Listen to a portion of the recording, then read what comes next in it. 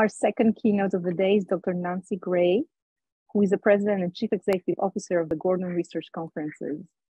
Hi. So it's a pleasure to introduce her. Nancy Ryan Gray is the President and Chief Executive Officer of the Gordon Research Conferences. Nancy received her bachelor's degree in chemistry from the University of Notre Dame and her PhD in fuel chemistry from the Pennsylvania State University. Prior to joining GRC, Nancy served as the Director of Membership of the American Chemical Society and as a research specialist in organic chemistry at Exxon Production Research Company.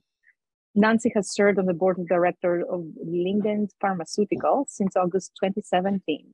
Ligand is a biopharmaceutical company focused on developing or acquiring technologies that help pharmaceutical companies in drug discovery, early stage drug development, and product reformulation. Nancy has also served on the board of directors of Slater Technology Fund since May 2021. Slater is a non-for-profit seed fund dedicated to supporting new technology ventures founded by entrepreneurs to build companies that aim to achieve transformational impact in the industries or markets they serve. Nancy is also recognized for her efforts in establishing and growing the Gordon Research Seminars, which are two-day meetings designed specifically for early career scientists to present, I just lost my screen, to present and discuss research and build collaborative relationships with colleagues. She's also recognized for founding the GRC Power Hour initiative, GRC Power Hour initiative as a forum for conversations to promote inclusion and addressing the challenges of women and all underrepresented groups face in achieving equity in science. Goodness gracious, Nancy, I can talk all day about your accomplishments, but I would really love for people to actually hear you. So welcome to the Mariah Mitchell Women for Science Symposium. And for all of us, please join me in welcoming Nancy Ryan Gray. Thank you very much. Well, as you can see from the title of my talk, it should convince you that by no means am I any expert in terms of the keys to success. However, I am fortunate enough,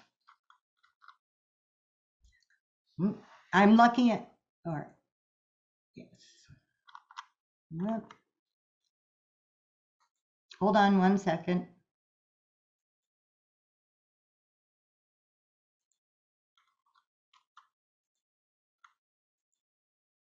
Let me do this again. Do you see all my slides? No, we see just the beginning, your first slide. Perfect, then I'm in good shape. All right. I am lucky, though, fortunately, that my keys are actually, has it changed? Okay, that my keys are actually in my purse and not somewhere much more inaccessible. What I'd like to do today, however, is to share with you my circuitous career path and a few of the many things that I have learned about success over the past 30 years. And I want to share with you these lessons that I've learned, things that I know now, but wish I had known back then.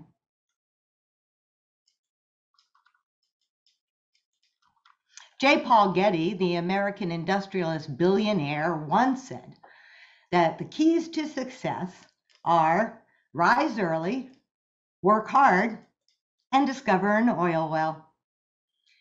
But unfortunately, for most of us, it's just not that easy. Now, I was a young girl. My mother used to tell me that I was very good at knowing what I did not want to do. A young girl, as you can see, with extremely unruly hair. And my mom said that knowing what I didn't want to do included brushing that hair, setting the table, or cleaning my room. So lesson number one that I've learned is decide what you don't want to do. I, for example, knew that I did not want to be an opera singer because basically I can't carry a tune and I don't look good in horns. I also knew that I did not want to play professional ice hockey because it just looked much too painful and I like my teeth.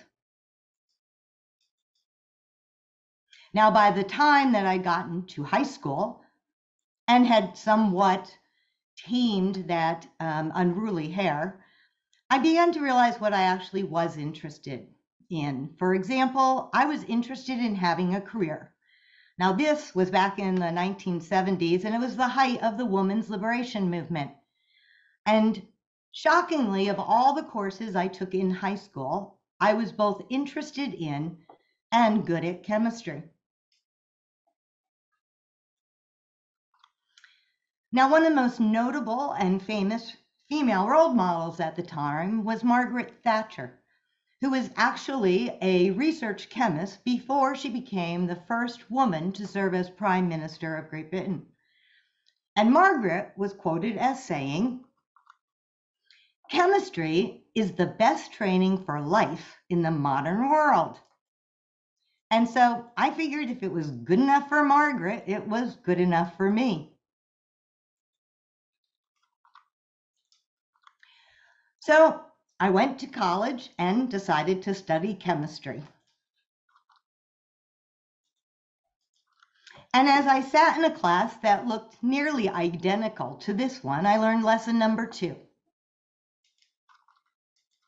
Learn to fail fast. For me, my failure and defeat was PChem, physical chemistry. I simply just did not understand it, no matter how hard I tried. And I spent an entire year obsessing about whether or not I would fail this course, become a college dropout, and ruin my life, which in retrospect was a colossal waste of time. I got a C, and it was a gift. But what I learned was that throughout your life, you will be required to struggle through things. And if you can't succeed the way that you want to, then just fail fast and move on, which is what I did. After 4 years, I had a degree, thank God, 2 job offers in the chemical industry, and a sinking sensation that I was not a real chemist. And so I went to graduate school.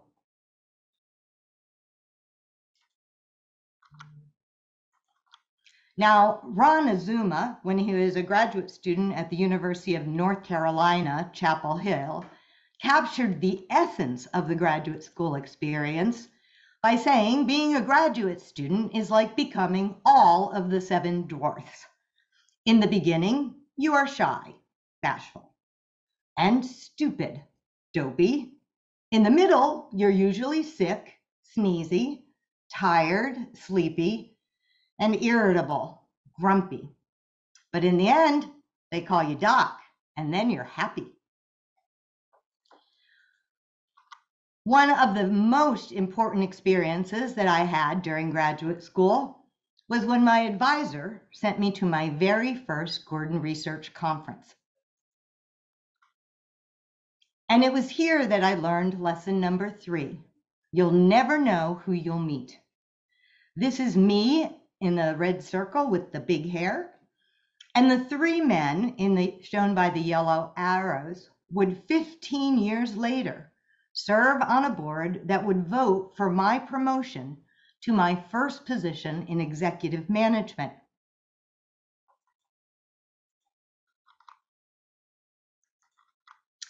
Now, the 2 men circled in yellow had a more immediate impact on my career. They are Jan de Leo from the Delft University of Technology with the beard, and Jaap Boon from the Foundation on Fundamental Research on Matter.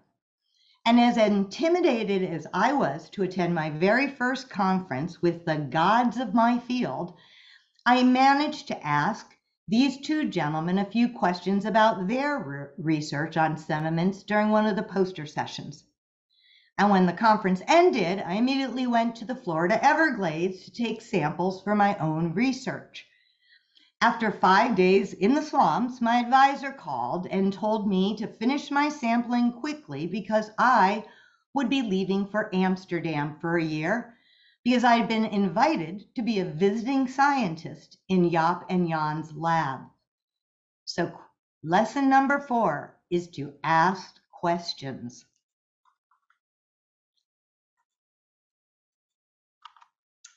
Oops. And so as a result, I spent an entire year in Amsterdam generating huge amounts of interesting data on state-of-the-art equipment and drinking an awful lot of really good Dutch beer. When I finished my graduate degree, I took my first job at what was at the time the world's largest oil company, Exxon. And it was at Exxon that I learned lesson number 5 from my first section supervisor, H. Roger Melton, a petroleum engineer, the tall man on the left. And Roger said that the key to success is to be at the right place at the right time with the right bag of tools and to know how to use them. Now, Roger would admit that being at the right place and the right time was not necessarily under anyone's control. But having the right set of tools or competencies was your sole responsibility. Not only to have them, but to know how to use them to add value to your organization. At Exxon, everyone was technically competent. Competence in technical areas was a given. But what I learned was that I lacked some of the key skills necessary to succeed in business. Because as an undergrad and then in graduate school, we went from being taught a general understanding about a specific topic to having a very narrow expertise. And what I learned in industry was that you needed to flip the pyramid and to expand your skills to acquire a much broader range of competence. Now, there are a plethora of books that will describe what these skills and core competencies include. But I think those shown here have been the most important in terms of my career, because together they all lead to having technical expertise and credibility. And lesson number 6 is that credibility takes a long time to gain and a moment to lose. And Exxon learned that lesson very quickly in March of 1989, when a big ship hit a big rock in Alaska and created the Exxon Valdez oil spill. I was immediately assigned to the emergency response team to work on the oil spill. And it was there I was giving such interesting assignments as to count birds on outcrops, birds called the Alaskan common murre, which is a whole lot more difficult than it looks. And it was through that experience that I learned lesson number 7. Fish are smart and birds are stupid. And this is because fish, when they can see oil on water, can smell it, and they swim away as fast as their little fins will carry them. Birds, on the other hand, will continuously dive into oiled water. And why is that? Well, because they're stupid. So be a fish in your approach to life. Also, be a fish when it comes to taking performance feedback. So my very first year, having worked in the high pressure cooker environment of the Exxon Valdez, I was told by my supervisor, Nancy, you need to be more assertive. And exactly 1 year later, the same supervisor called me in and said, Nancy, you need to be less aggressive. So the lesson is take performance feedback seriously, but not literally. I also learned that while working at Exxon, that companies don't make decisions about anything. Your performance, your value, even your salary. It's people who make decisions. One of the people decisions my husband and I made at the time was to have our first son, Colin. And I also decided to get more involved with the local chapter of the American Chemical Society in Houston so that I could expand my networking and contacts. And as a result, I was sent to a workshop on public relations in Washington, D.C. And it was there that I relived lesson number 3. Remember what it was? You'll never know who you'll meet. There's me again in the yellow box. And the 2 women that are in the green boxes would one day hire me. The 4 women in the blue boxes would one day report directly to me. And the woman in the red box, Joan Shields, the ACS chairman of the board, would become a lifelong friend and mentor. So while I waited impatiently at Exxon for opportunities to move into management, I said to my husband, I think we should have 2 children. And boom, we had 2 children, our twins, Keenan and Kevin. And this is how I felt. A few months after the twins were born, my mother called me and said, Nancy, you have 3 children under the age of 3 and a PhD. How did this happen? And all I could say was, I don't know, Ma.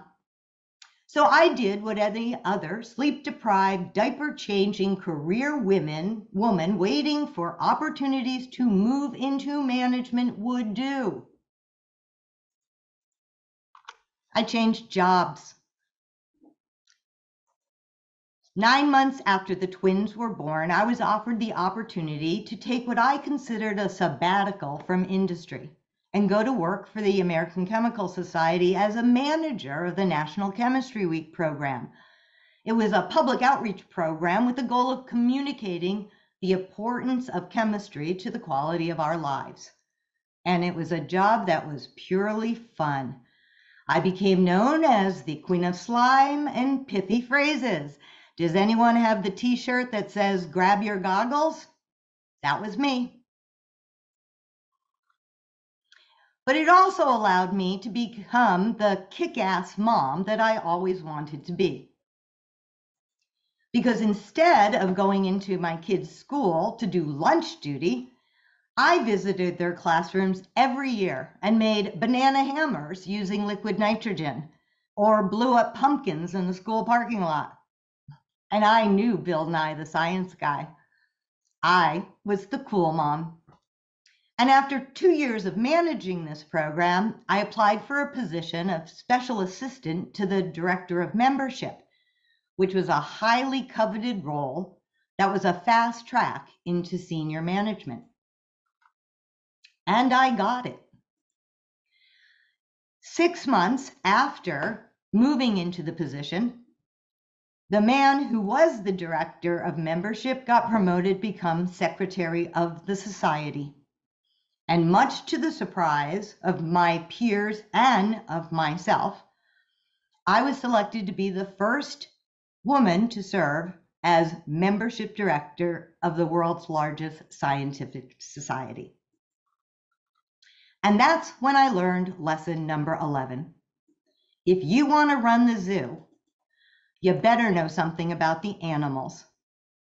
A simple translation is that in order to lead a group of people, you better understand them, their talents, their strengths, their challenges, and their needs. In my position as membership director, I found that I was responsible for over a $500 million budget, and I had never had a single finance course. So I decided that without actually asking the executive director to whom I reported, I applied to Harvard Business School's Senior Executive Management Training Program. figuring if I was rejected, no harm, no foul. But if I was accepted, he would have to let me go, wouldn't he? Well, I was, and he did. Remember lesson number 10? People, not companies, make decisions. And it was at Harvard that assigns all students to teams to analyze and develop solutions based upon real-world case studies that I learned lesson number 13. Find a way to work with everyone, even those people you may not like or who may not like you. In 2003, I had the opportunity to come full circle in my career when I was offered the chance to be GRC's first woman president and chief executive officer. And GRC is a phenomenal organization that serves all realms of science by holding conferences in the biological, chemical, and physical sciences and the interdisciplinary boundaries with engineering. That's me with the GRC Board of Trustees. And if you remember the boy that I had carried on my back, that's Colin now, and my twins, Keenan and Kevin.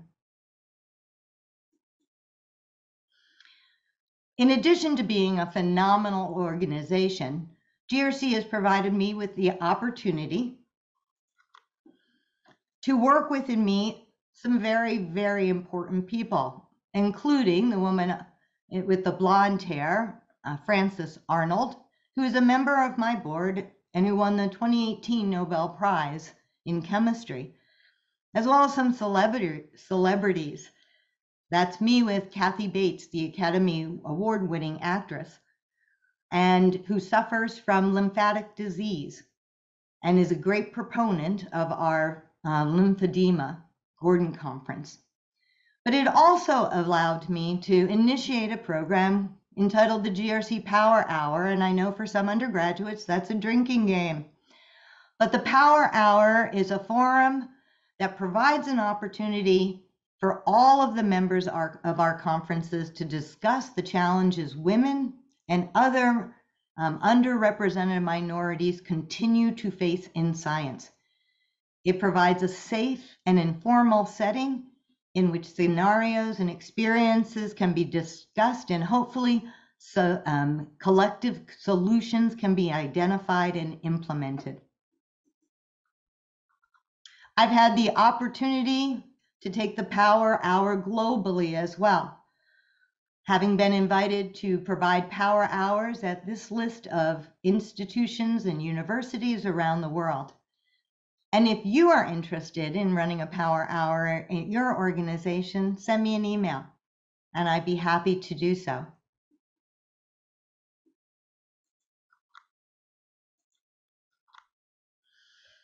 So, to be truly valued and rewarded by nearly all organizations, what I have learned after 30 years is that it really boils down to just 3 things.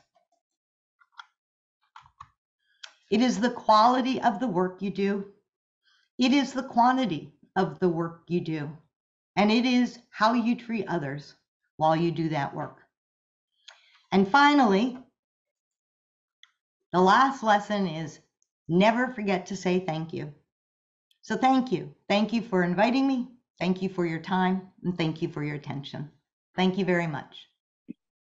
Thank you so much for an inspirational presentation. I was screaming like crazy all the lessons that you were sharing with us.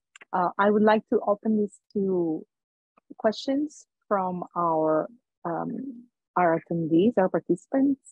But while they're typing their questions, which I'm going to read to you, would you do something different? I don't think so. It was a very different time back in the 70s and 80s as a woman in science than it even is now.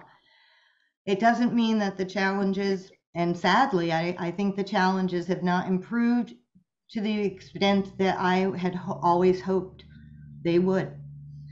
But like previous speakers who represent underrepresented minorities or different ethnicities. At that time, I was the only woman in an environment of all men. And it was a very great challenge to continue to try to combine my dreams of doing science with also balancing having a family. And I think my goal has always been to continue to pull if the generation of women out there and minorities will continue to push. Great. Any questions from our participants? I could keep asking questions. So let me ask one more. What advice would you give to your younger self? I would tell my younger self, all the women and men that I mentor, and my own sons, that to relax just a bit, because you have absolutely no concept of where you are going to end up.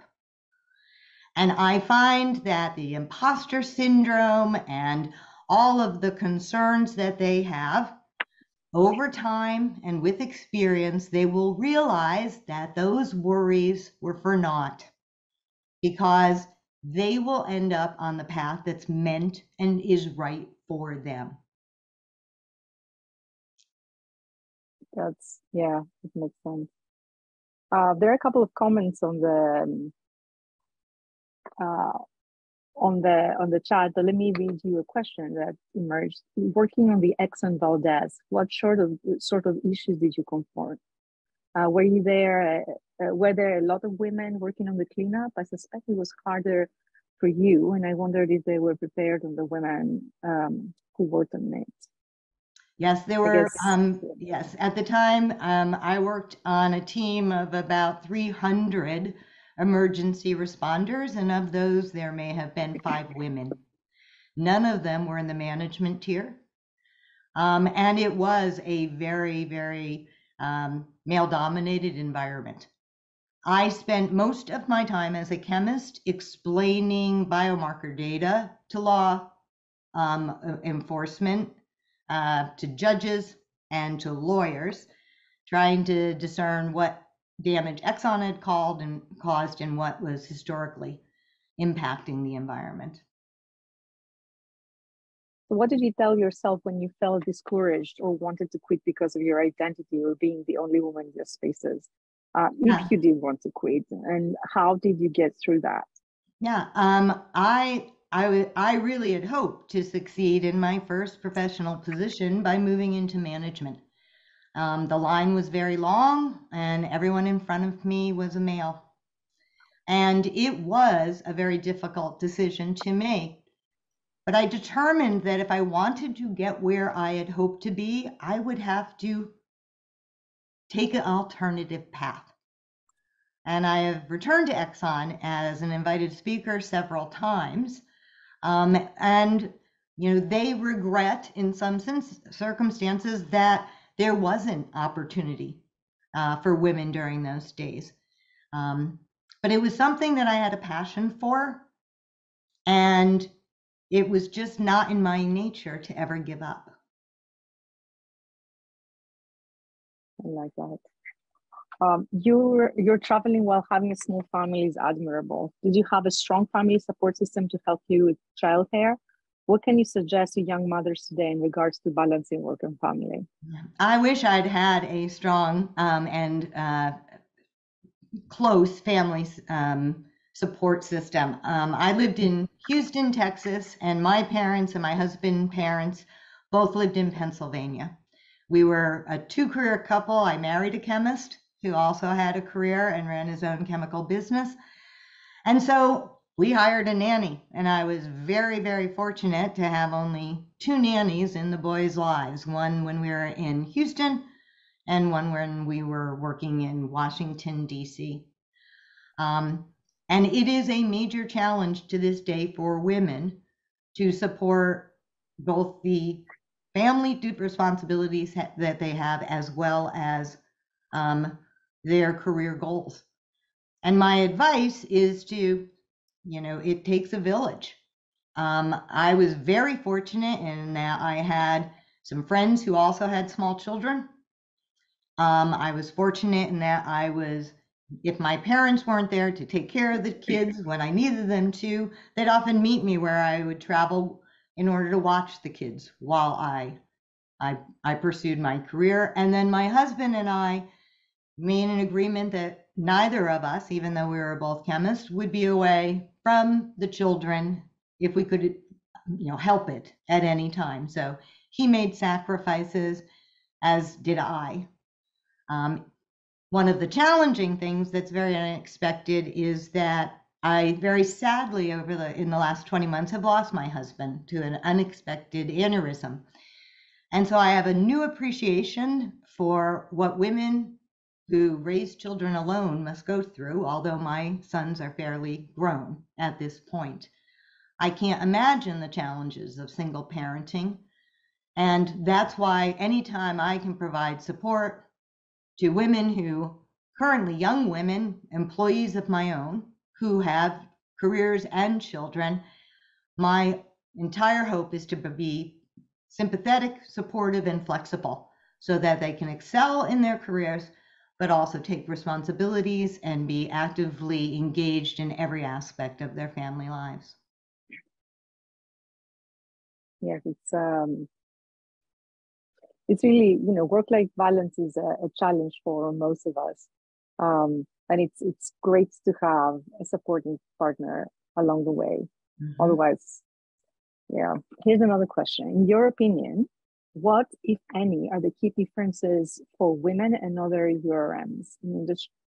URMs, guys? Underrepresented minorities. Yeah. Underrepresented minorities. There you go. In industry versus academia. Are there any things that the academy can learn from industry in terms of the support of women and URMs in STEM? Now I know acronyms. Yeah, I think the differences are sadly dramatic between industry and academia. And I work almost entirely with members of my board who are our conferees who are from academic institutions, but there's just a different practice and policy and culture between the two environments. And I always felt more drawn to industry, largely because they do have well-established rules, policies, and practices and enforcement. The academic freedom that you get in universities and sometimes just the structural orientation of universities makes it much more difficult to assure that concerns about equity and inclusion, concerns about harassment, rise to the level of being addressed. But in industry, those are mostly very, very well and clearly defined. There are rules to which employees must abide, and if not, you're gone. Whereas both with tenure and just a individual contributor role that many academic institutions still foster, it is much less uniform in terms of what different academic institutions have in terms of respecting individual rights and creating an environment that is free from discrimination and free from any type of harassment. Yeah.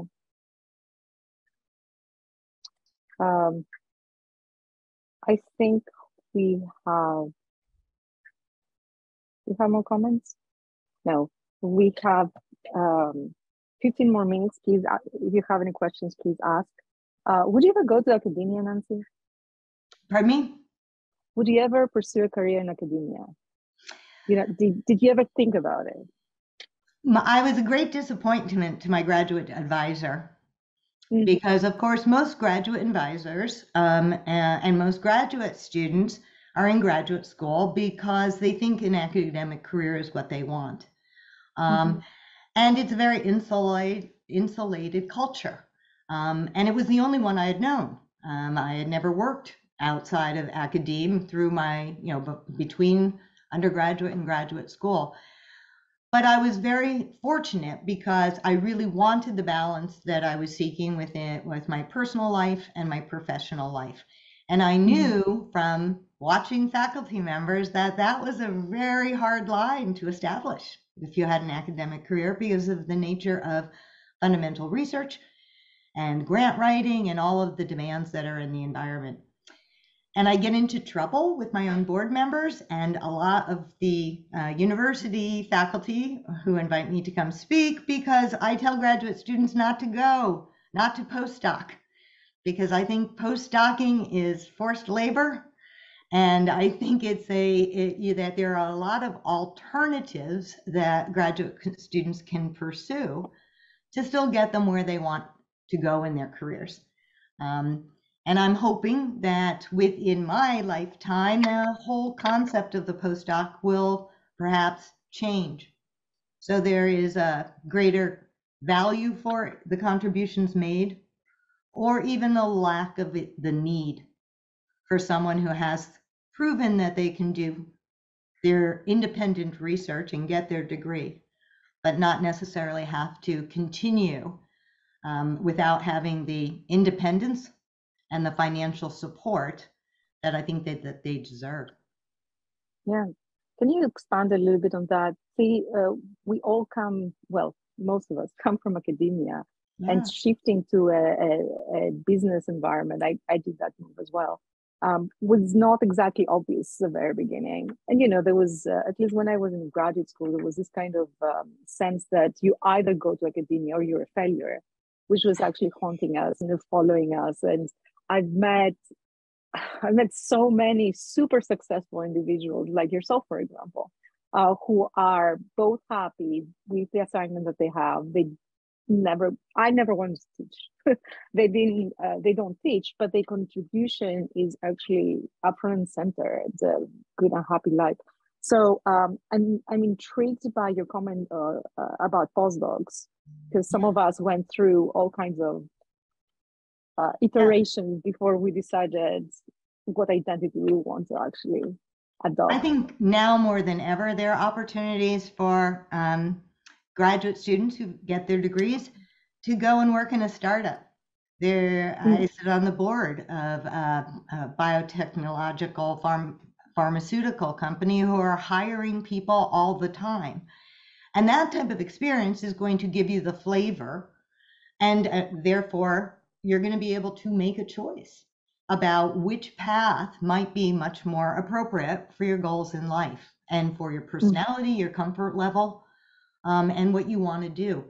And I don't think graduate students get encouraged to look outside of anything but a postdoc. And I think that they are also kind of held bound that they have to get the postdoc or they'll never succeed. And I disagree with all of that.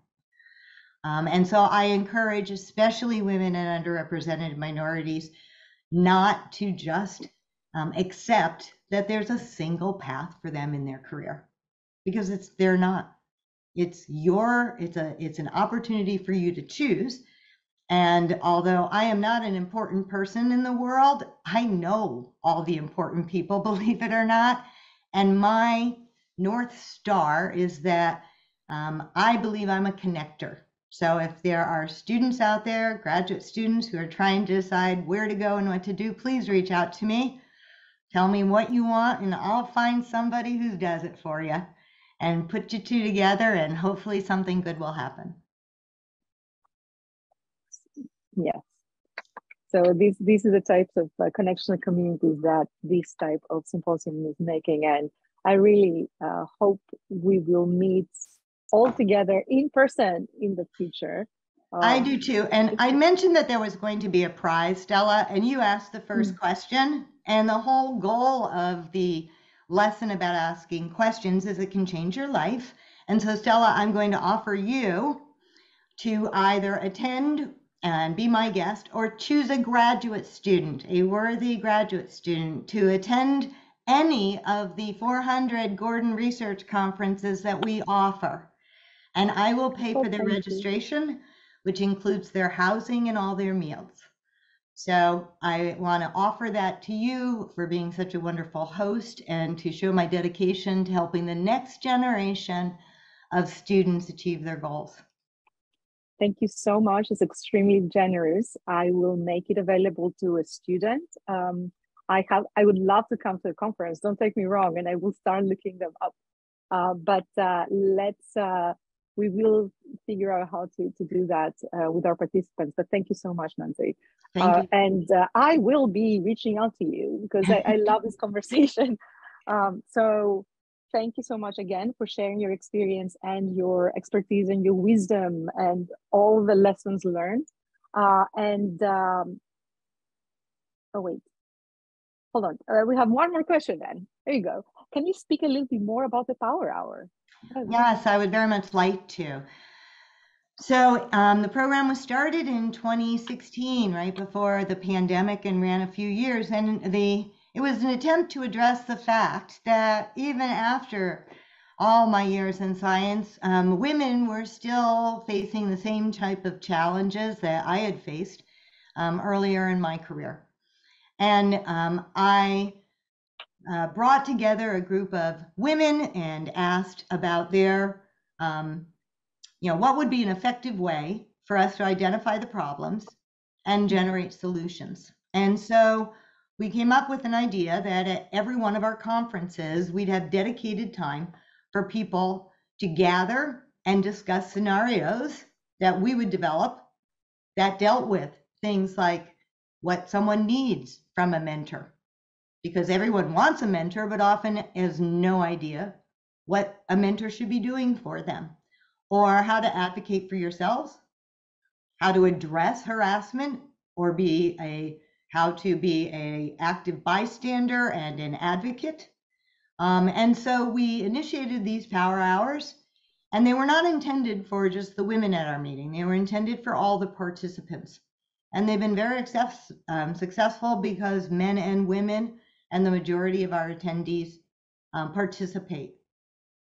GRC has worked very hard over the last 19 years to create an environment and an expectation that women in our scientific communities serve as chairs, speakers, and discussion leaders at our meetings in parity with men. And that has been achieved. What has not been achieved is to be able to create that same level of parity or that same level of involvement for underrepresented minorities in our communities. And so that's what the Power Hour continues to focus on. I'm a white woman and can't speak in any appropriate real way about the challenges that underrepresented minorities may also face. But we have women in our communities who can, and who help set a format and a safe environment to bring up topics that are not being covered in graduate departments across universities. And so this is one small way that our organization can hopefully change the culture of science. Yes, there is a comment there. There are many professional societies that have meetings, the American Astronomical Society, for example, or the American Meteorological Society that I'm leading. I wonder whether you thought of sharing the Power Hour idea with other group societies for their meetings. I'm thinking about it right now. It's a great question, and I have run Power Hours at 2 American Chemical Society national meetings as a member of the society and a former employee. The CEO of AAAS is on the GRC Board of Trustees. So we have a very good connection and interaction. And as I said, I've been honored to be invited. And it's one of the things I enjoy most is to have the opportunity to go and meet graduate students and companies and institutions, and to run a Power Hour to determine the depth of our challenge or the successes that are being made around the world. So I am more than interested and happy and willing, time permitting in my schedule, to just invite me. This is a service that I provide because of my personal commitment, and that GRC provides to try to change science. So no cost to you, just have to get it on yours and my schedules. Sounds good. Thank you so much again. Thank you so much for having me. Thank you for being here. We are going to transition to a short break, just to stretch your legs. We will come back at 3:15.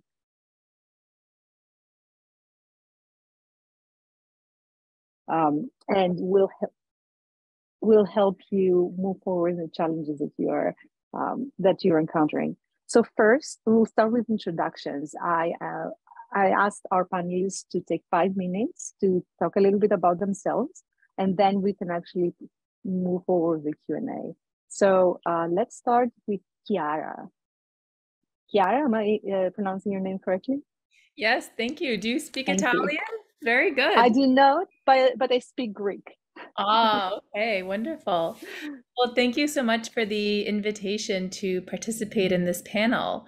So I'm Chiara Mingarelli. I'm currently an assistant professor at the University of Connecticut. I have a joint appointment at the Simons Foundation, one of the sponsors, I believe, for this meeting. And I'm in the Center for Computational Astrophysics there. So I'm an associate research scientist.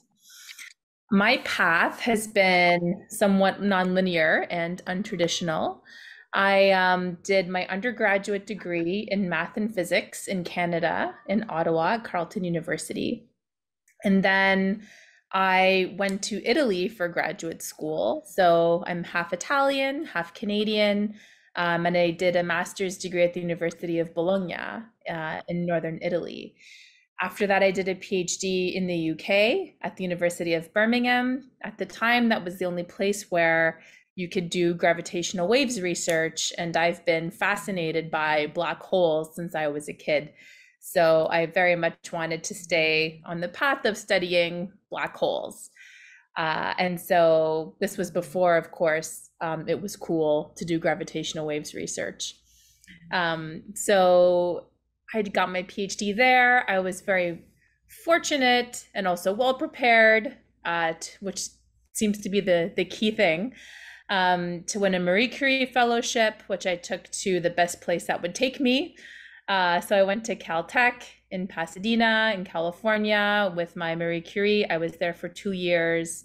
And then the third year, I had to go back to Europe. I was at the Max Planck Institute.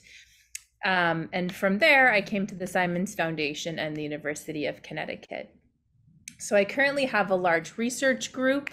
I have 4 PhD students. I have 2 undergraduates and a postdoc. Everyone is doing amazing work on different aspects of black holes. And I have a very diverse group as well. So I have both men and women. They are participants of different marginalized groups along different axes. We, talk a lot about things that affect us in different ways at group meetings, not only science, but we try to just talk about things that are happening in our lives and, be human beings with each other.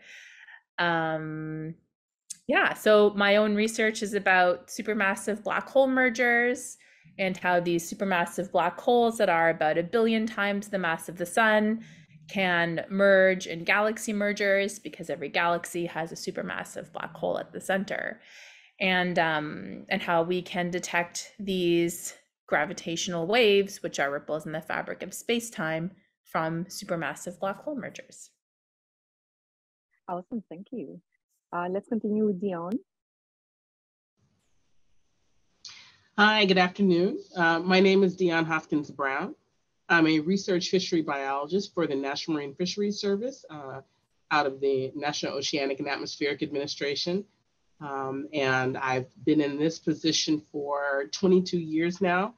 It's unique in that it is part of a cooperative program with Savannah State University. So I am a NOAA scientist, fishery scientist that is stationed at an HBCU located in Savannah, Georgia. My research is primarily on marine invertebrate species and fisheries habitat. I have 3 master's students and an undergraduate that are looking at different topics around oyster reef habitat and restoring habitat and monitoring oyster reefs for when they begin to take on the functionality of natural reefs. And I guess I'll mention I'll be looking for a postdoc soon, so I'll put that out there for anyone who's listening. My path to marine science was very, very straight. I was always interested in the marine environment. I majored in marine biology here at Savannah State College at the time, and went to graduate school at the University of South Carolina, where I studied the very, very important and popular burrowing brittle star in my entree into marine ecology. And during that time, I was a cooperative education student with the National Marine Fisheries Service and found my way into NOAA via that pathway. Cool, thank you, Dion. How about Tara? Sure. Yes, my name is Tara Span. I currently am the Chief People and Strategy Officer at Mentor, and I'm based out of Boston, Massachusetts. So you're probably wondering, why is there a Chief People and Strategy Officer here on this call? So my background is in engineering, electrical engineering, and I also have a law degree.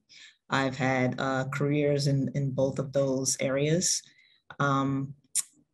I started out as an electrical engineer, moved into senior engineering positions.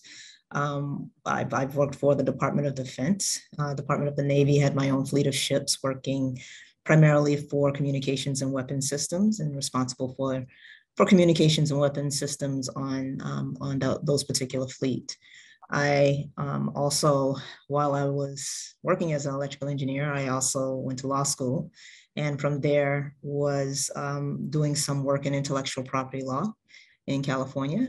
And then I don't know, my trajectory is like off the charts. I ended up here in Chief People and Strategy Officer role, but in between, I did a lot of diversity, equity, and inclusion work, both supply chain, diversity, equity, inclusion, as well as on the human resource or human capital side as well. So yeah, so I've been here at Mentor for about 2 years. Wonderful, thank you. And Amanda. Hello, my name is Amanda Howe, and I am a technology, engineering, and robotics teacher here at Mashpee Middle High School in Massachusetts on Cape Cod. I feel a little out of my league, I will admit. Listening to all of you, you do amazing things. I've been a teacher for 18 years. It was not the career I chose. I actually have a degree in marine biology, a bachelor's degree in marine biology, and thought I would end up kind of sitting in your shoes, Dion. And then life took a turn. I did biotech for almost 10 years, research and development, worked in Cambridge, worked on the Cape, worked at Woods Hole a little bit. And then I said, you know, I really think I want to help kids find out how they can make the world better. And so I decided to become a middle school general science teacher, background being in marine biology. Instead, I got a position as a technology education teacher at Plymouth South Middle School, where I spent 10 years.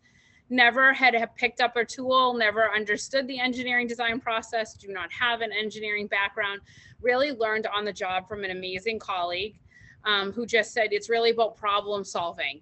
And so in 2019, I was fortunate enough to be awarded the Massachusetts STEM Teacher of the Year by Raytheon and the Massachusetts Department of Ed and the Kraft family at Gillette Stadium.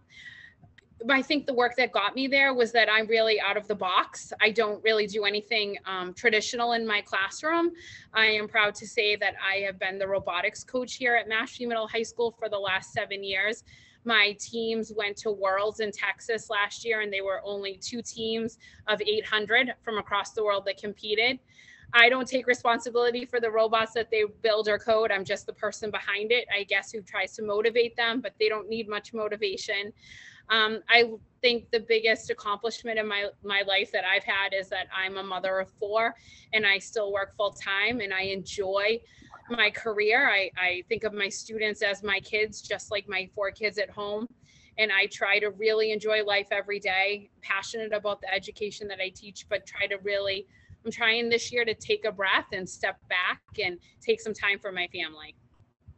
Wonderful, thank you, Amanda. Thank you all for the wonderful introduction. So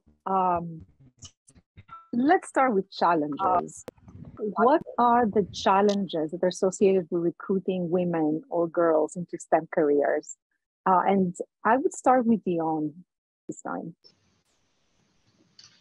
Sure. So, I thought this question was interesting because a lot of the students that I interact with are the ones that many years ago watched The Little Mermaid or Nemo, or fell in love with turtles, or fell in love with marine biology in some form or another. So the challenge is not so much recruitment for me in this space. My challenge is more retention.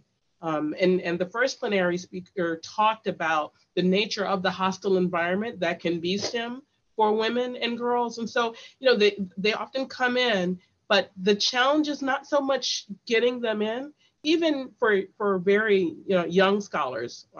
I run a marine science camp here. It's for young people 7 years old to 18. And then of course we have the bachelor's program in marine science and the master's program. So we get them in at all interest levels, but whether it is the level of preparation that they're coming into, that they're coming with when they go into their core classes, or whether it's the nature of the environment that makes them feel like that they don't belong, or maybe an experience that they have as they're pursuing their career. And it usually, the challenges that I see hit women usually happens in that thesis defense process or that thesis writing process, and they start to get convinced that maybe this is not the place for them because of the way that they are experiencing it. So I have to say that it's not recruitment for me as much as it is development and retention. Thank you. Sarah? I totally agree with you. As I was thinking about this question, that's exactly what came to mind. However, I'm like, okay, if I had to answer this question, based on how it's written, how would I answer that? And really, I'm thinking there's just a lack of things, like a lack of effective and expansive outreach for those who are recruiting. Lack of access and awareness for young women to take advantage of such opportunities. There's so many opportunities that young women are just not aware of, especially young women of color. There's lack of representation. So seeing someone who looks like them in these particular careers that might eventually be of interest. There's lack of mentoring. Most importantly, there's lack of sponsorship. There's lack of enriching networks that are consistent from kindergarten to career, right? Because there's so many gaps, as you were stating. There's so many gaps in terms of recruitment or interest in the kindergarten to middle school, then getting them from middle school to all the way to college and careers. There's so many gaps there, and there aren't consistent enriching networks throughout the process, as well as just another lack, I'd say, is lack of trust in the system. So those are the things that I would name. Thank you, Tara. Amanda? Tara, it's interesting when you say gaps, and I think that is so true in education, because I think if our substantially our populations, our minority populations, or our females were given opportunities at younger grades and they experienced robotics. For us, we always had a high school program. We never had a middle school program, like 5th or 6th grade.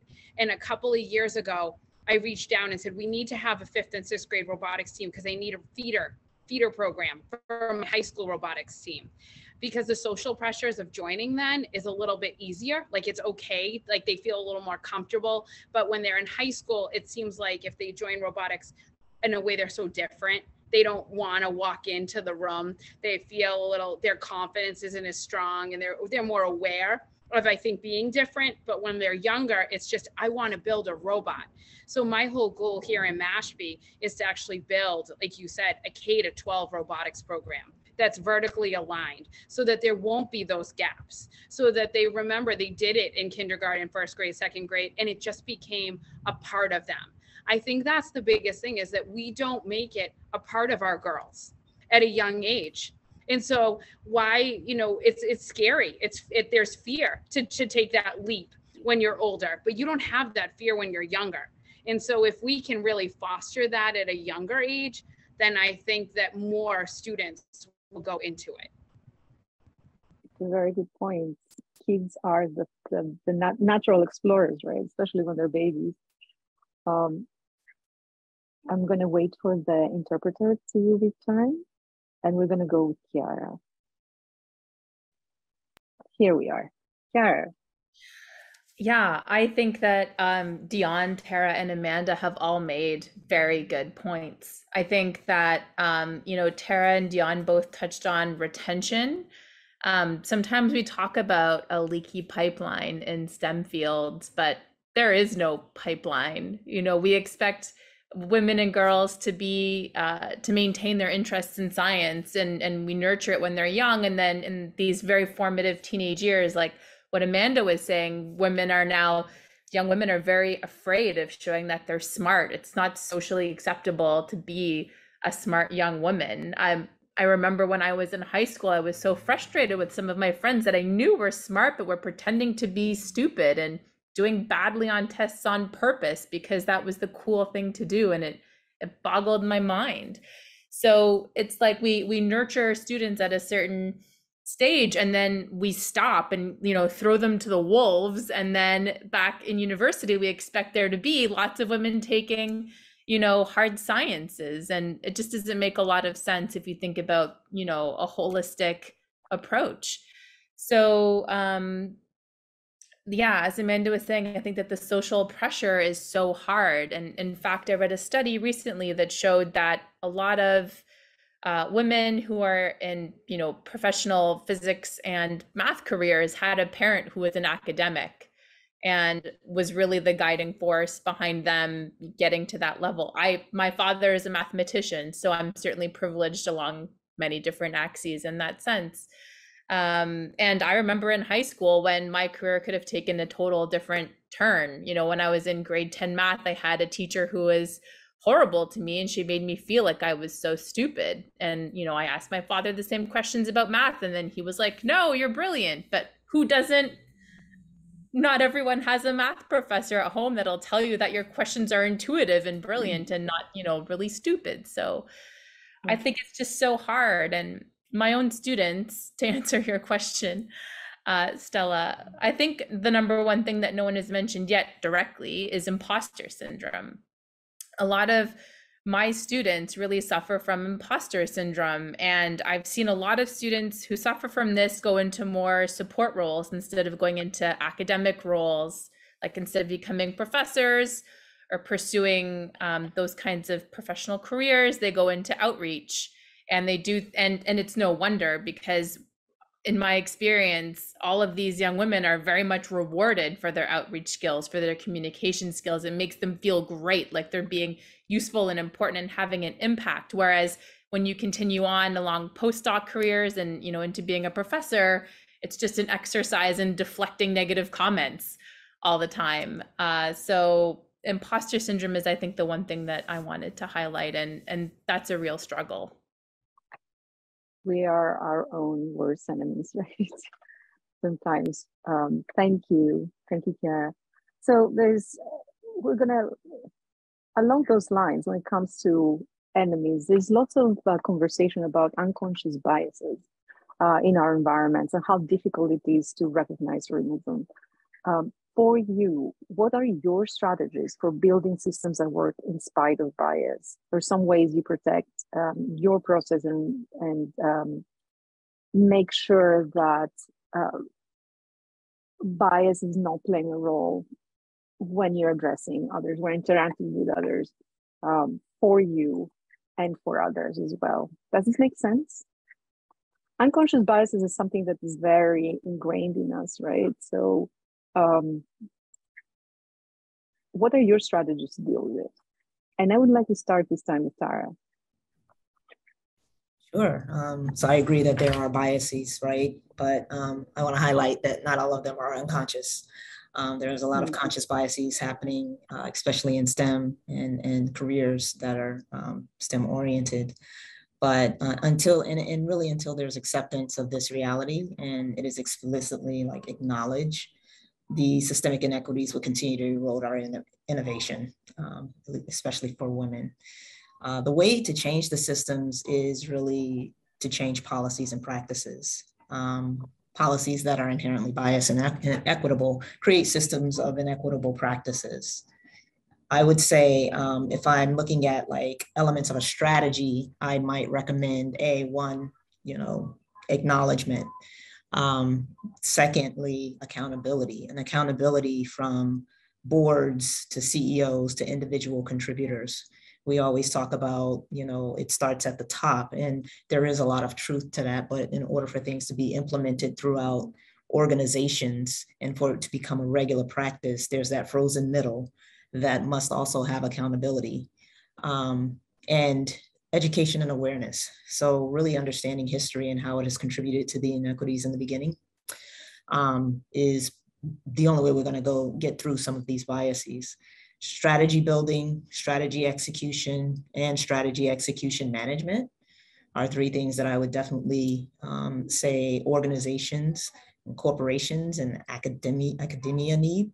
And also adopting values of equity and inclusion to maintain any realm of sustainability would be important. So if I had to put this through my strategic lens, those are the things and different phases that I'd be looking at to ensure that bias is, lessened, or that we're aware of it so that we know how to correct it for the future. Thank you. Amanda? So this is the bias is something we see in robotics with my team all the time. And I don't feel like I feel like in our school, in our team, the biases are not like apparent.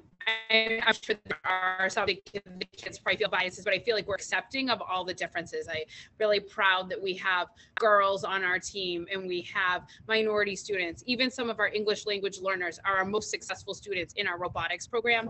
What I find is that when we go out into other competitions, that's where the biases are. And I don't have an answer to stop it other than to call out when it happens. Like, I'm so proud of my girls when they're really strong, when they do really great in a tournament.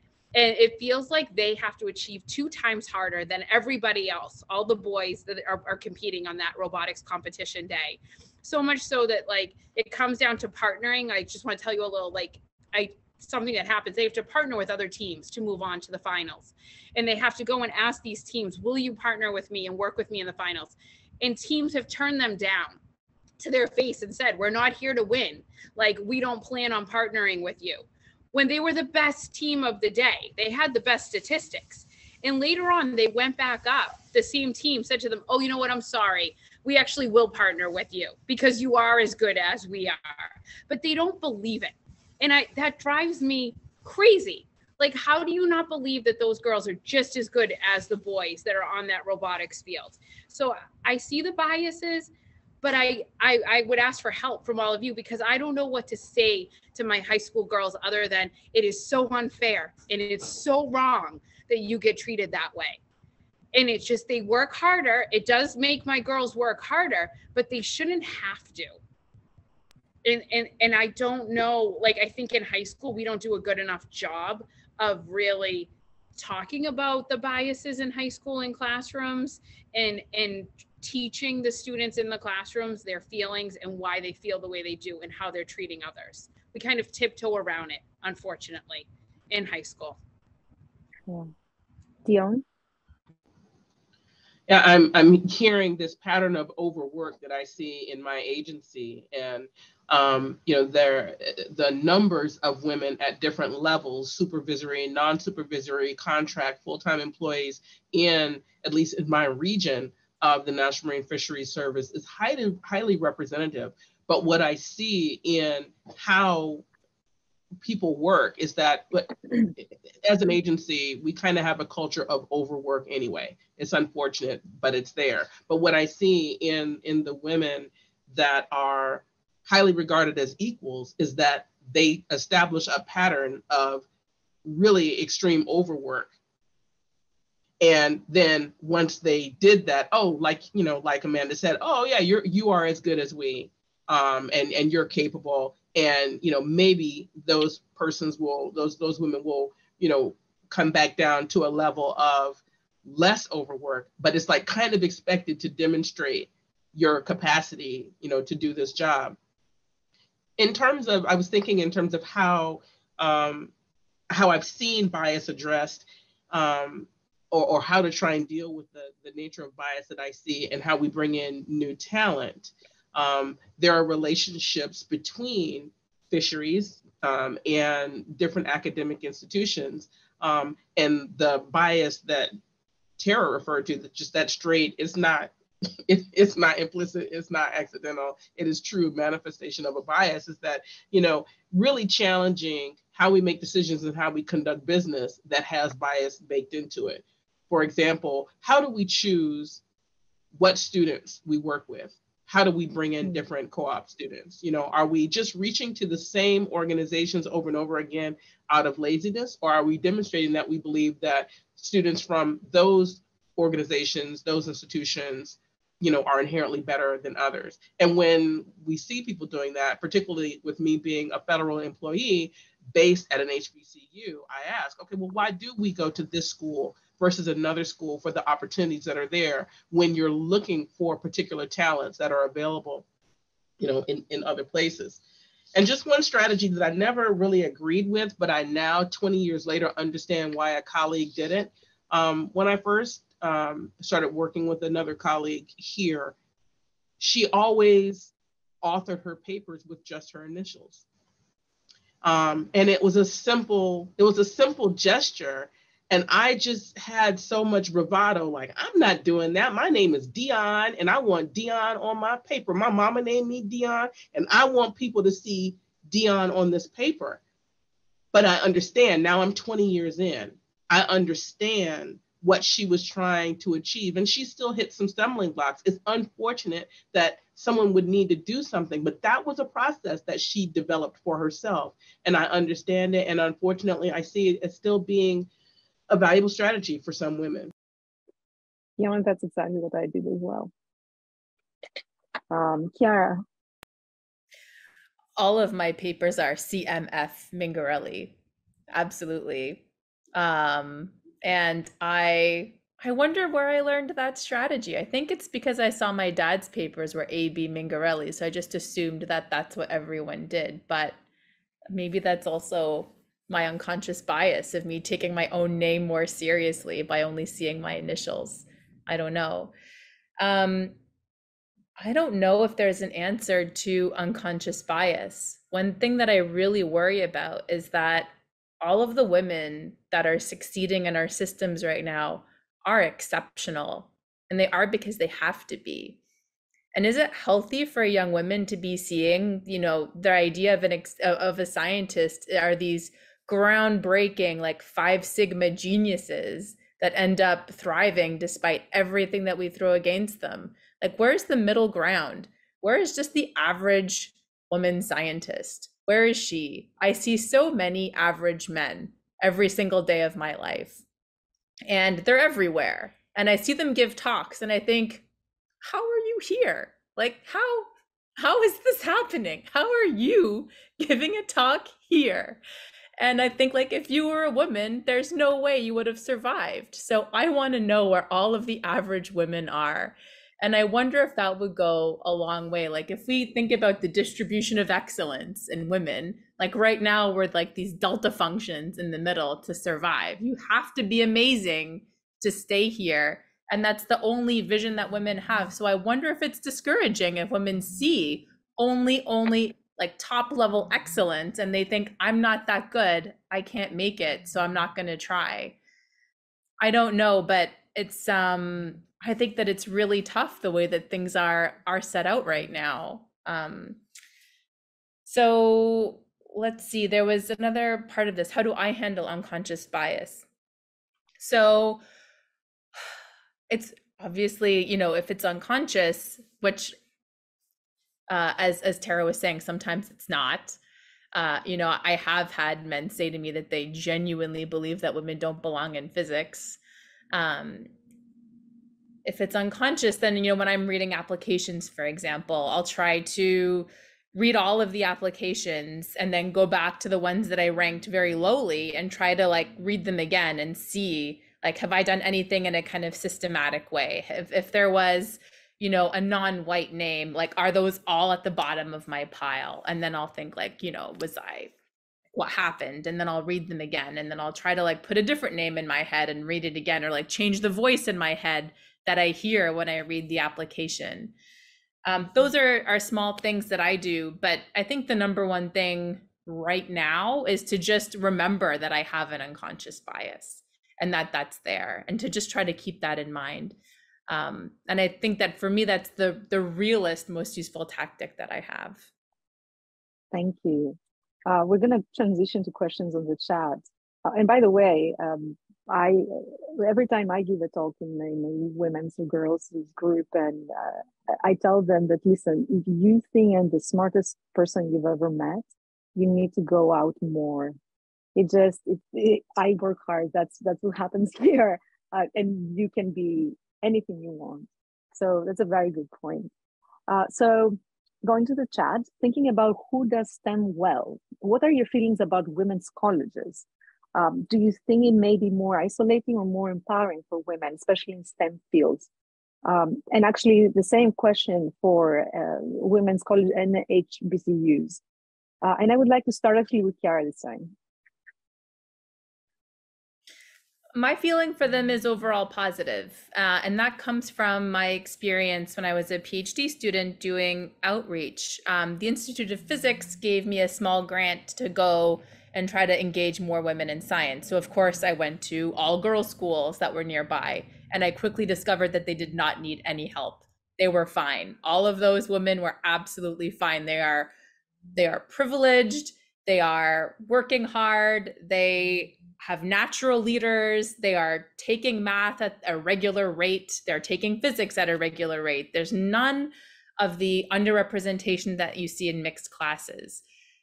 So I think that, you know, extending that to the college level, I haven't seen any studies on that, but I can't see how it would hurt, honestly.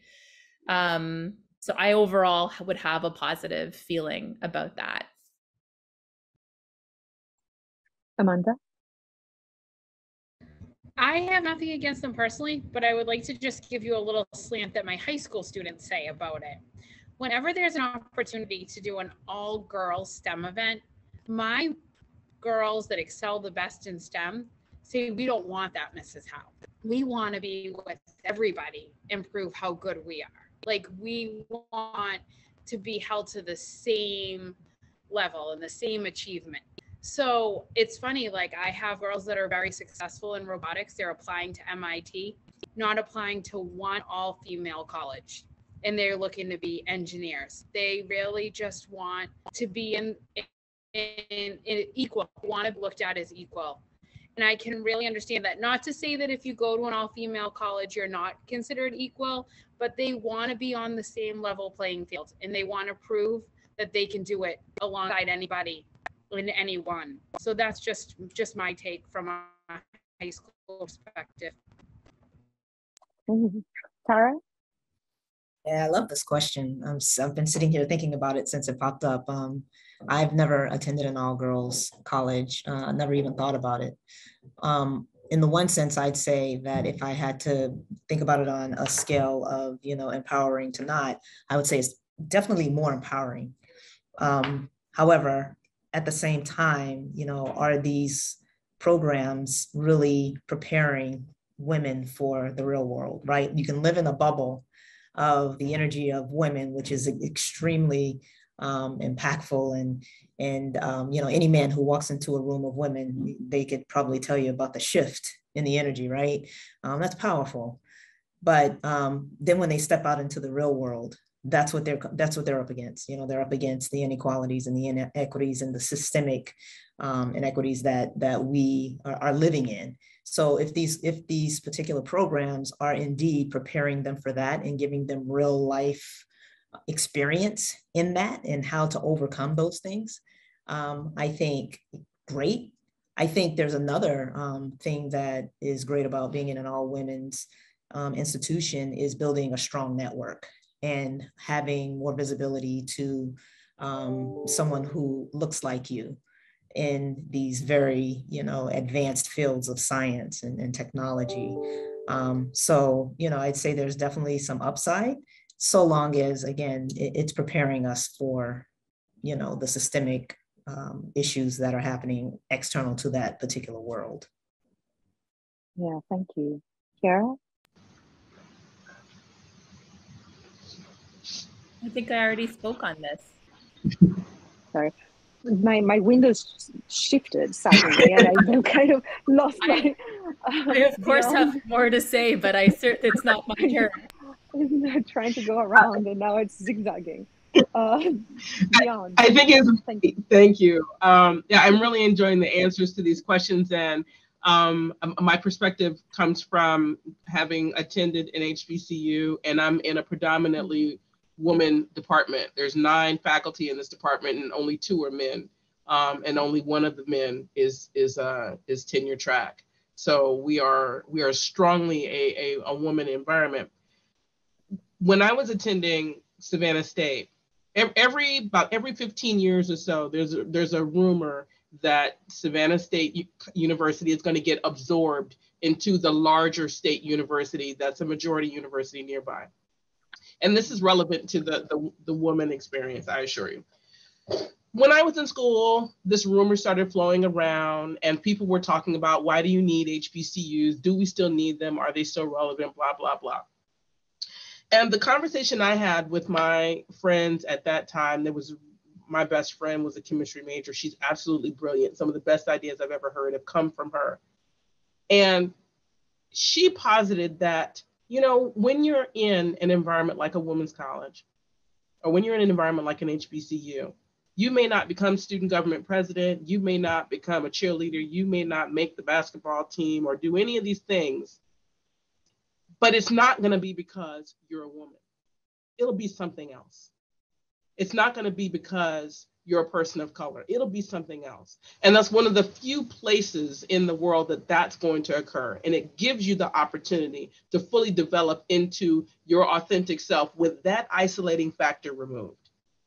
And we understand that the world is such that those factors are going to be reincorporated. But there's a small time in your life where it may be because you're rich or poor, short or tall, fat or skinny, but it's not going to be that you didn't get that opportunity because you were a woman. It's going to be something else. And that's a chance to grow and develop in a way that can be very unique and very helpful for some people. The disadvantage of it is that you don't always get the investment at your institution to create the learning experience that you need because you're going to this specialty kind of institution. Because I was going to a very small HBCU, when I went to internships in the summer as a collegiate, I went to bigger, broader places that had much more investment. I went to Purdue University, and they had computer labs there that we didn't see at Savannah State until 3 years after I had graduated. But because I had gone to that larger institution and there was that state investment, there was that industry investment, those students had levels of preparation that I wouldn't have had I not been exposed there. So I think one of the disadvantages about being in these bubbles is sometimes we get terrific magnification of something that we really need in terms of our intellectual authenticity. Sometimes we pay a fee when it comes to something else. And that's why, the choice to attend such an institution really, has, it's important on an individual basis. When I come up with a bad idea here with these other 7 women, it's just a bad idea. It's not, I don't get talked over because I'm a woman. I get talked over because I put out a bad idea. And that's really, really valuable. Yeah. So let's go with the second question. How do we deal with the systemic bullying and harassment towards women in academia with the tenure system? And I will start with Dion this time.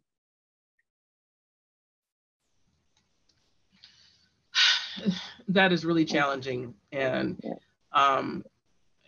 we see it here even at a small school, and even me being a federal employee who doesn't have to participate in that system.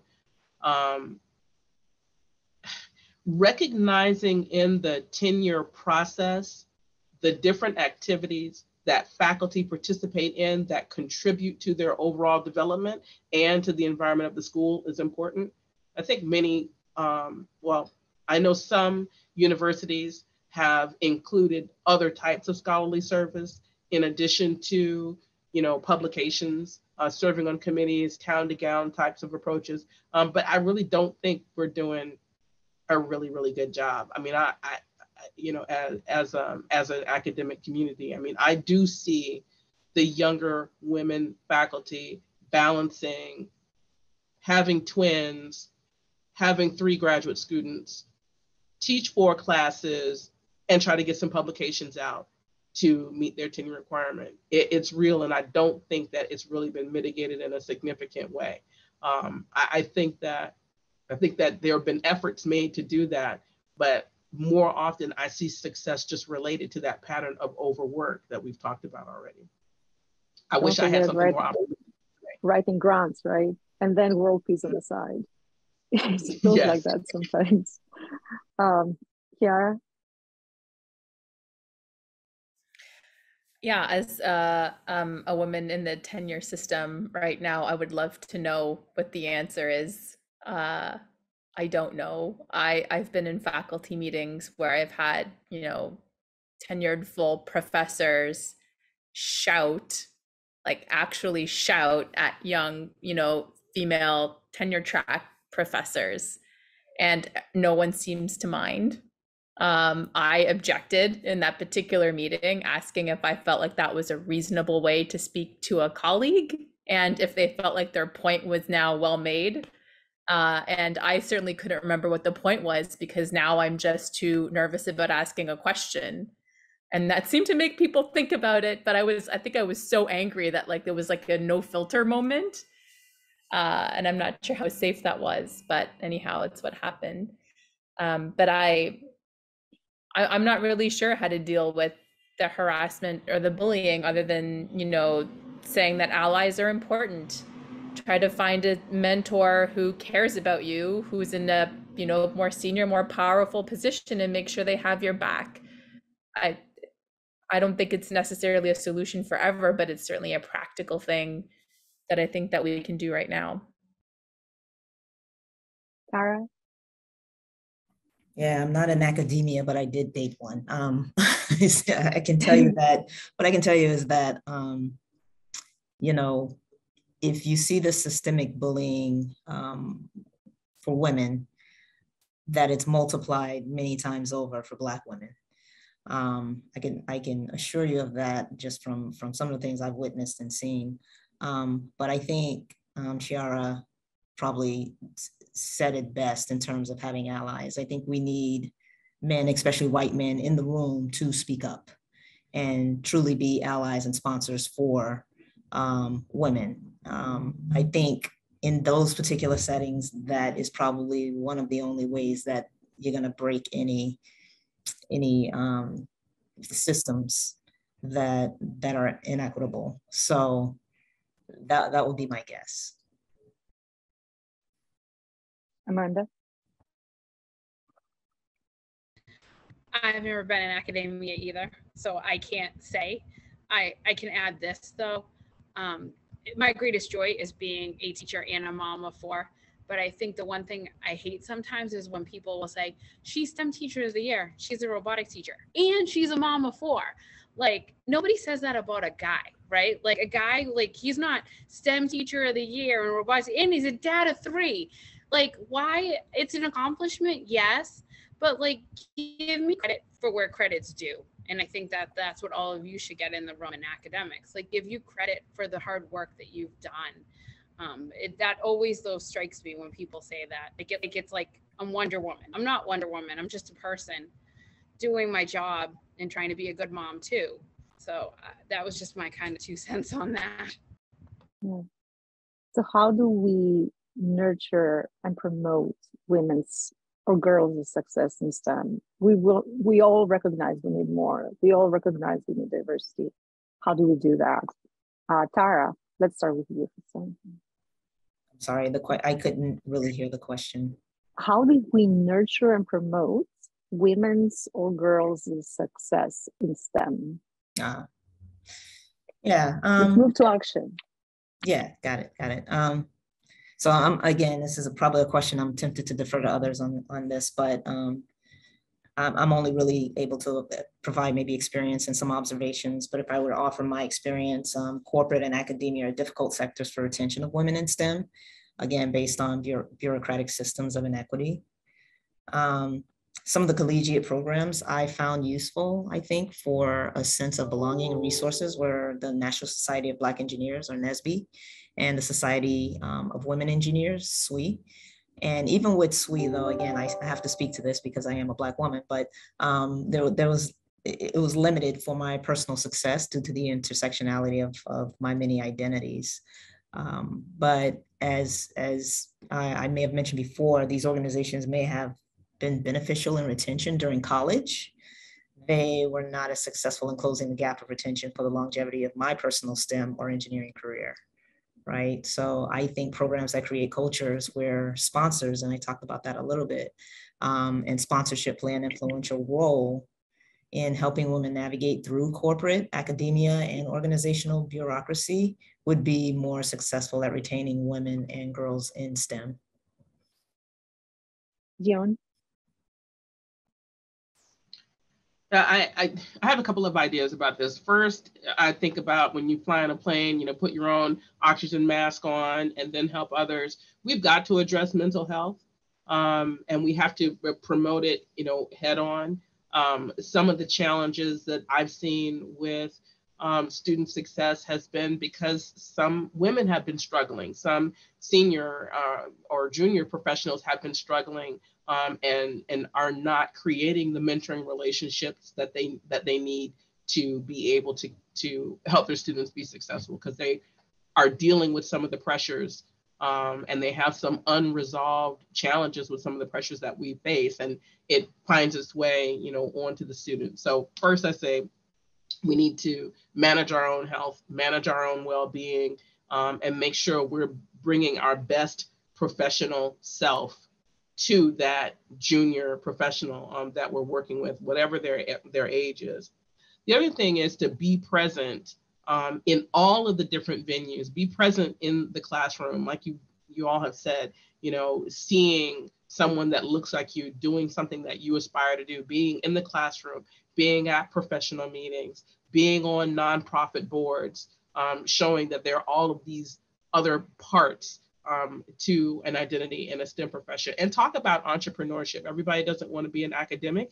Everybody doesn't want to be a government employee. Talk about all of those possibilities so that young women can see themselves in that and can customize what they want their STEM identity to be. The other thing is that there are professional organizations, as Tara said. One of the ones that was most valuable to me, it's now called the Association for the Study of Limnology and Oceanography, and it had a multicultural program. It's called ASLOMP. And I first attended that meeting and joined that program as a freshman in 1988. And the other interns and undergrads and graduate students that were attending that meeting way back then, I'm now collaborating with some on grants. Some of us are very good friends. We've been mentors in that program, but that was a network for me when I needed to pick up the phone and call somebody and say, what the heck? I had a network that I could call and say, this looks like foolishness. How do I get around it? And they're like, yeah, that is foolishness. Let's work our way around it. So having that network was really important for me in graduate school when I was the only one. It was really important for me when I, started this position, and it's continued to be a sense of support. Other organizations have that are just centered around the network have grown up. There's BWEMS, Black Women in Eco, Evo, and Marine Science. And what I really like about that group is, you're either marine science, ecology, or evolutionary science, but it's multi-generational. So there are folks who are senior in their career, looking at retirement, and they're brand new professionals, and they're all building that network. The same thing with Black and Marine Science, building that network where you can talk to folks about what you're facing and be in contact with individuals who have already dealt with that, whether they dealt with imposter syndrome or whether they're dealing with their tenure package. Having that community, I think, is important for the success of other women and younger women, because you come into my office, but I don't have all the answers in here. But there is a community that can provide support. And I think that's been most important for me and for the students that I've seen be successful, is being able to tap into your tribe and then run with your tribe as you pursue your career. Thank you. Kiara. Yeah, I love what Dion said about putting your own oxygen mask on first. I've never thought about it that way. I've always been slightly nervous about promoting myself too much or talking too much about my own accomplishments, because I'm worried people will think I'm big-headed or something like this. But I really like the perspective of, you need to survive to stay there, to be a role model for other people. So put on your own oxygen mask. I love that. My own strategy right now for trying to retain women is to give them the tools that they need to be competitive. So I nominate them for prizes regularly. I try to make sure that they write interesting papers. I try to give them my best ideas, and I make sure that they're the first authors. So they need to have the currency that everyone, buys into. And in that sense, it's making sure that they don't do too much outreach, or else, unfortunately, people won't take them as seriously, to make sure that their publications go into the best possible journals that they can go into, looking at the author order. And then also, more subtle, insidious things like the author order in terms of where the most senior man is on the list. Because if the most senior man is the second or third author, then people are going to assume it was his idea and not hers. And then the whole point of her being first author now becomes purely ornamental, and no one will believe it's her paper anyway. So these kinds of things, and choosing the right collaborators, it's all a bit of a dark art. But I think it's important to, try to make sure that these young women get credibility along multiple different axes, whether that's prizes, that's emailing my colleagues and saying, I've got a great student who would love to give a talk, and then they can write that they have invited talks on their CV, going to meetings, giving presentations, just making sure that they get out there is, I think, really important and beneficial for their careers. Thank you. Amanda. I think just like what Dion said, finding your people that you can go to help nurture and help support you when you are not accepted because you're a woman in STEM. I think that really is something that you need. And I would defer to the rest of the conversations on that. Thank you.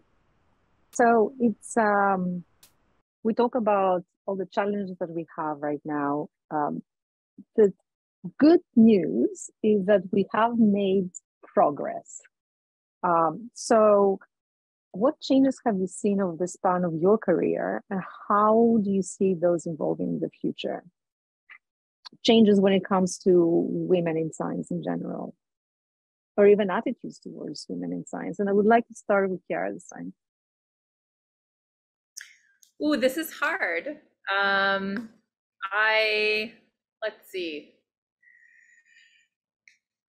I think that when I was starting out, it was unthinkable to have a center like the one that I work in right now that has 50-50 representation for their postdocs. So right now at the Center for Computational Astrophysics at the Simons Foundation,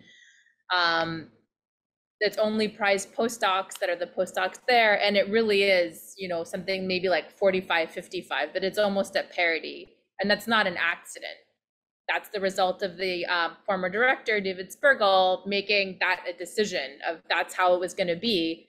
And now it's normalized. And now it doesn't feel strange to walk into a place and have an equal chance of seeing a man or a woman. And of course, we can do better with representing other genders. But I think that in terms of the zeroth order thing, that's okay. Of course, there's different ways to improve. But but that is a place that I thought was unthinkable when I started. So I'm glad that that exists. And then, you know, there's of course more we can do.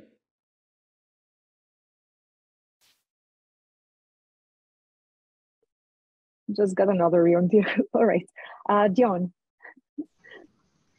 I think that one of the things that I didn't see 20, 30 years ago that I see now is women being president of really significant professional societies.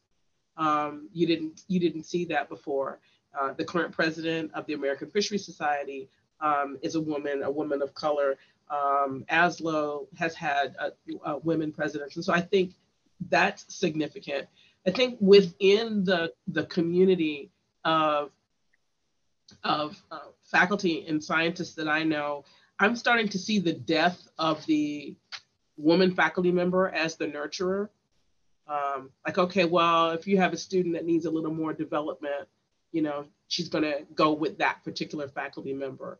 I'm really happy to see the death of the mother professor, or even the idea of it, that there's less rigor. And I think Chiara has kind of, you know, addressed this in another way.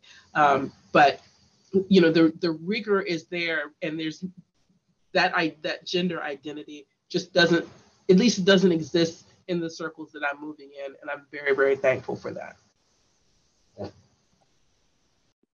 Yeah, and to add to that, I am leading a 100-year organization and the 5th executive director, and I'm the first woman in this particular position. So things are changing. If not anything else, we can see some change there. Amanda.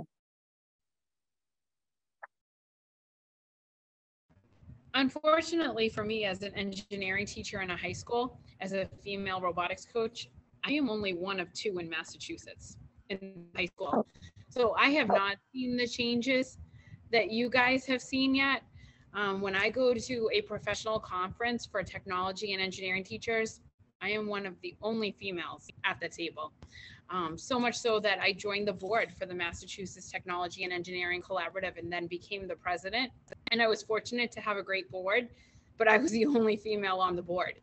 And the men around the table were very supportive, but we haven't seen the changes. And I think that's part of the reason why we don't see the changes in our students in the classroom taking engineering classes and robotics classes, because they don't see themselves in the front of the room helping them to learn and pursue those ideas. So unfortunately, I haven't seen the success that you guys have seen on other levels. Tara. Yeah, in true engineering fashion, I did some research on this because I could not really speak to whether or not my eyes would be deceiving me or not. But I did look this up a little bit. And let me put in the chat, there is some US Census data that I'll share here that says, yes, there is some improvement. But again, I don't believe everything I read either. So I went to my director of research and evaluation here at Mentor. His name is Mike Geringer, about this. And he had some interesting facts that he highlighted, that there has really been a major shift in the last 25 years in which it's increasingly common to see female scientists, and that the demographics within most STEM careers are shifting. And he said dramatically. I'm not so sure that would be my word. Girls and young women have been outperforming men academically for several decades now. And in many fields, the ratio of women to men is quite high. So his belief is that it's catching up a little bit. And one other thing he noticed is that there are hints in the mentoring literature, and I'm going to share that with you as well. We have a supplement, a STEM supplement to our resource that we have here at Mentor, Elements of Effective Practice. So I'm going to share that for you as well. And he said that there's hints in the mentoring literature that for girls and young women, middle school through undergrad, there is a need for belonging, identity, and overcoming reservations, right? And we talked about that just a little bit, but after undergrad, intentions to stay in STEM, in a STEM field, are often driven by practical things such as pay, advancement, support from peers, skill set alignment, things like that. He said women at these slightly later stages have reported wanting mentors who could open doors, again, hinting to the sponsorship that I talked about, and provide access to opportunities or build advanced skills, even as much as they needed the emotional support to persist. So having that female role model mattered less than these other things. One other thing he said is that he mentions that young women from middle school to high school to undergrad really need as many STEM women role models as possible to sustain the movement. So that's my research. Takes a village, right? It does. So we have 15 more minutes left. Some final wisdom from you, final thoughts, and then we are going to take the conversation to our salons. So Tara, may I start with you this time? Starting with me on final thoughts. Yeah, I think we touched upon so many things here. I think they're all true. The truth of the matter is that, you know, women are still not treated fairly. Young women are still not treated fairly. And that we need to do more to create, and we talked about this a little bit, the identity, like STEM being an identity for women, not just something that, you know, they're seeing other people do, but it's a part of, hey, you know, and we have to start at kindergarten. I mean, that's when they're fearless, right? They're fearless at that time. They don't see what we've been taught and what we've experienced as older women. All they know is, I see a football, I want to throw it, I want to play, like, you know, and that's when we begin to instill these values and things in them to say, yes, absolutely, you should, you could, you know, you don't have to wear pink, you can wear blue. You know, I just think that there are things that we can do to continue to instill that in them until it becomes an identity for them. And women are powerful. So, you know, I think it will definitely move the needle forward for us. Thank you. Amanda, let's change the world. Just exactly what Tara said, is just supporting our youth, to encourage them to continue to push the bar and to celebrate their successes. And when they work harder, you know, celebrate it, but also be empathetic and sympathize with them about the working harder, and let them know that hopefully that's not always going to be the case, that they don't always have to work harder to achieve success. Because I really think that that's so important, that they should be able to achieve at the same level. Yeah. So many good points have already been made by Tara and by Amanda. I agree with everything that they said. I think that, you know, some of the points that I want to underscore, you know, what Dion said, put your own oxygen mask on first. This is the message that I've taken away for myself from this panel, is to not be afraid to take care of myself first so that I can be around to take care of other people. I also just want to highlight that calling out injustice is okay. You know, if you see something that's not okay, say something. And I think the way that you say it depends on the situation and on the context. And, you know, maybe calling out someone in front of a room of people is not going to get you the result that you want. I'm sure you all know how to do this in your own way, but I think that it is important to say, you know, if you think that something isn't fair. I have done this with my own students before. Like if we've been on a Zoom call with some collaborators and someone said something wildly inappropriate, after they leave, like we'll talk about it right away so that they don't go away feeling like that's how they should be feeling after a scientific interaction. You know, Amanda said social pressure on young women is so hard for them to be successful, and that really resonates with me too, and you know, from my own experiences. So, you know, supporting women, like Tara said, across the whole pipeline, from kindergarten when they're fearless all the way up to when, you know, they're winning Nobel Prizes, is I think so important. And I just want to thank all the panelists for their wonderful contributions. And last but definitely not least, Dion. Thank you. I really appreciate that. This has been really enriching for me. I love hearing the different points of view from my colleagues, these panelists. And as our comments reflect, some disciplines are further along than others. I'm an ecologist. If you're in the natural sciences, the biological sciences, ecological sciences, you may be seeing more success than if you're in engineering and in mathematics and some of the other fields. And I definitely own that we have a long way to go. And my observations are probably biased by the field that I'm in. I think that one takeaway I'd like for listeners to remember is to be mindful, that we should be mindful of our own trauma, because the girls need us and they're watching us. And you know, the benefit of sitting in a program with so many women is I get to see how that manifests. And sometimes when you haven't addressed traumas, your professional traumas, you revisit them. And so that's where the oxygen mask comment comes from. I think it's really important that we do that. And also when we do that, and as we do that as women professionals, hey, our outcomes become better. We become better professionals at what we're trying to achieve.